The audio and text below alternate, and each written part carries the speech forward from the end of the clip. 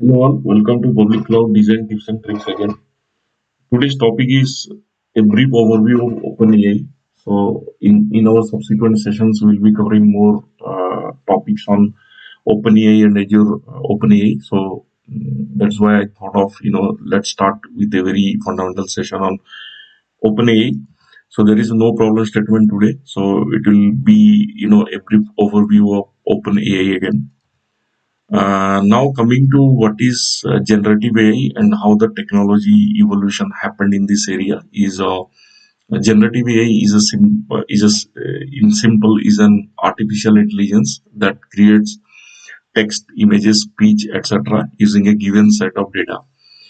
Now how the tech evolution happened? So it all started with artificial intelligence, and then within that machine learning came into picture, and within machine learning again it's more boiling down into deep learning. It's more low level data engineering, and then finally it's a generative AI. So that is how the hierarchy happened in course of time.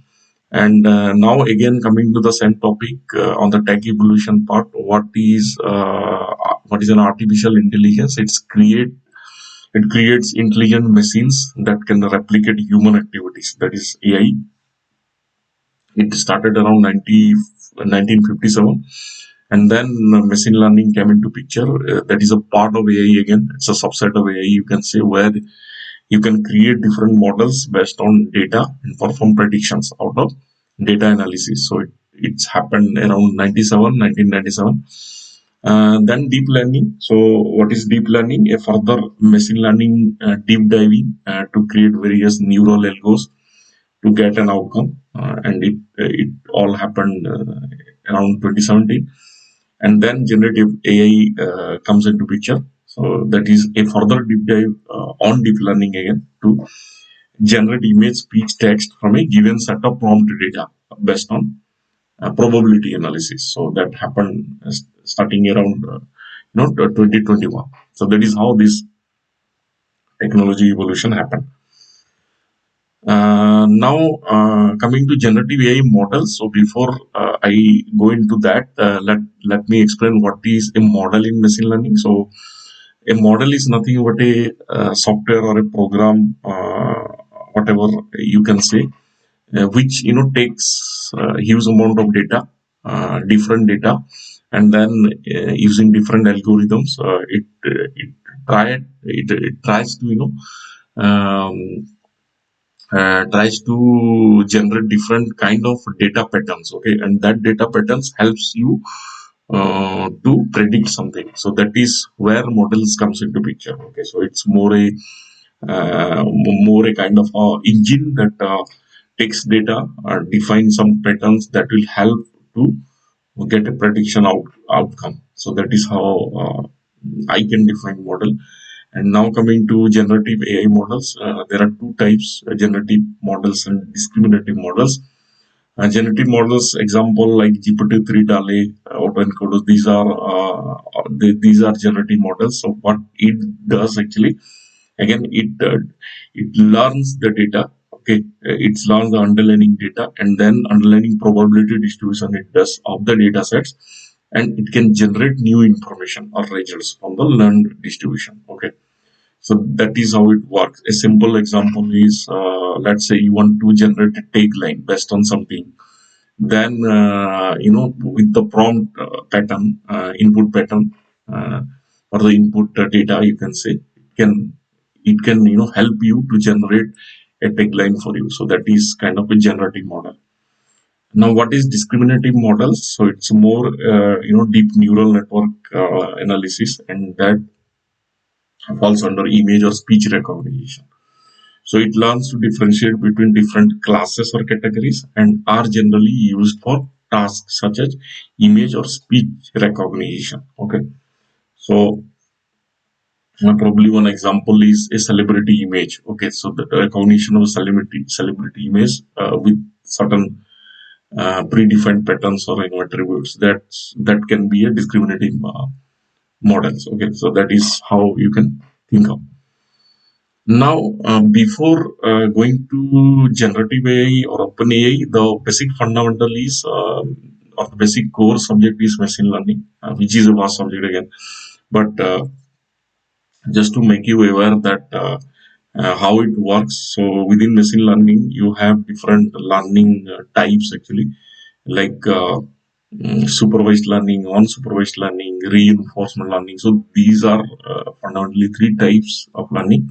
So let's quickly discuss a little bit about that. What is unsupervised learning? Is it is a kind of machine learning where models are trained using unlevel data sets. So okay, so what is on-level data sets means kind of a random data set which does not have any levels. Okay, for example, let's say you have an input where you have a different type of animals, like dog, cats, goats, those kind of animals, number of animals that you just you know um, give it to that particular model. Okay, so what it does underneath, it you know it tried to classify images based on certain similarities. Okay, so it creates a cluster based on certain similarities, and then based on that it provides you the output, okay, based on the similarities. Okay, so what is the goal here? The goal here to find the underlying structure of data sets, group that data based on similarities, and represent that data set in a compressed format. So, for example, like you have three dogs, two cats, five goats, then the without level it can be output of similarities, two goats, uh, all these things. So that is how you can visualize how it works. Now there are two types within unsupervised machine learning is cluster and association. So cluster we have already discussed. It's based on similarity. You can form a cluster. Association is more about a relationship. For example, a customer is going to a shop to buy a bread. Then the prediction is if you are going to buy a bread, probably you will also buy jam, creams, or butters. So that is a association kind of a prediction without any labeling. So that is how you can define.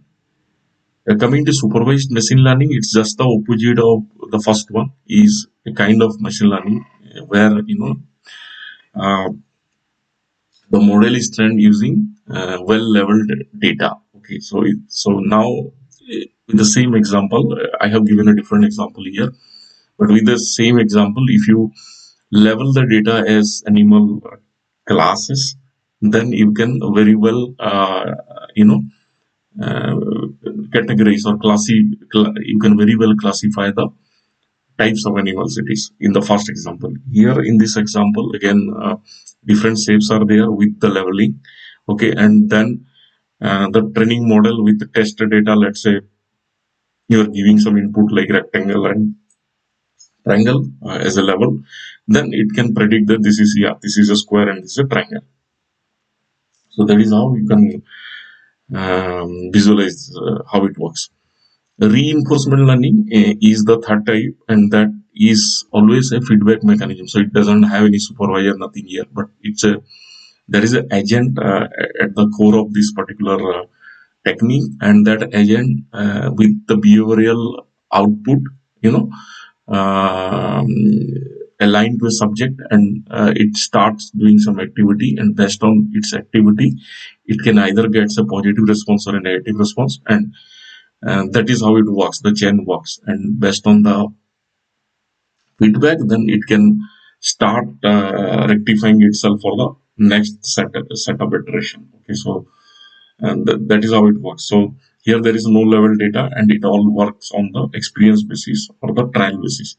Now, the part involved, there is an intelligent agent. A computer could be an agent or a program uh, that can interact with a subject or an environment. Okay, and from that interactions, it can get some output, and then uh, it learn how to act with different conditions. Okay, based on the feedback, positive or negative. So that is how it works, or the life cycle work. So these are the core and basic fundamental of machine learning. And OpenAI or generative AI, it's OpenAI and a generative AI that always works on top of that core fundamentals. Okay. Now, what is OpenAI? OpenAI is a private artificial intelligence laboratory found in 2050 to build advanced artificial intelligence techniques. Okay, so that is what is OpenAI, and what it does advanced research on various topics like machine learning, computer vision, natural language processing, robotics, etc. So that is where it works. Now it has come up with various offerings like ChatGPT, Cortex, DALE. These are all offerings we already discussed. Like ChatGPT, you can generate probably a tagline. Okay, so that's ChatGPT. Cortex, you can generate a query, a SQL query with some input like I have table with column names this, but I you can prompt that I want to generate a select query. So Cortex can help you there. Okay, so that kind of things or generative models possible using these. Now with all this information, how you can portray or you can draw a generative AI. So generative AI sits in between. A core fundamental is sitting underneath like AI with the different learning models, and it always relies. I mean, generative AI relies on the capability of those core models to extract useful feature from the input data. Okay. Now, if you look into the upper part, is it's getting some data in generative AI. Could be someone is prompting something for an answer. So now with that input, it underlining probability distribution of the data which is used. Okay, and using the core fundamental, it can outcome with a natural language processing, a speech recognition, or a computer vision or whatever. Okay, so that is how it works. Generative AI. Now let's discuss few common use case within OpenAI is content generation. So it will help you to generate personalized experiences based on your requirement. The best example, you can generate a personal UI for you or for customers based on different data sets. Summarization is very common. It's more like capturing different conversational events or logs for a customer in a customer care service, and that will help you to create hyper personalizations analytics, and based on that you can intelligently respond to the customer. So those you can very well do with summarization. Social media trading also one good example. Those things. Coming to code generation, Cortex that we have discussed, like can generate source code for you, generate documents for you from the code, and that kind of a pattern it is code generation, and it also can generate technical documentation for you. That is code generation. Semantic search again, searching a specific phrase within a document is semantic search, and that helps in knowledge mining, productivity enhancement, business process automation. All these things happens with this capability. So these are the four examples or use case of OpenAI. So what we discussed today is what is OpenAI, what is generative AI, how it works, the fundamental building blocks or the fundamental learning mechanisms of machine learning, the technical evolution, tech evolutions from artificial intelligence or generative AI. So all these basic terminology, basic fundamentals, we try to learn in this. We try to learn in this session, and what is next is we'll try to cover more on Azure OpenAI. So that is why it is important to know what is OpenAI, generative AI, all these fundamentals. So let's try to cover some other OpenAI, Azure OpenAI topics in our subsequent session. Uh, I have followed few links. I have started following few links actually. So if you want to know more about it, there are various links. Probably I have given only two as a reference, but you can have different other links also to learn more about it. Okay, so that's it for the day. Thank you and have a good day.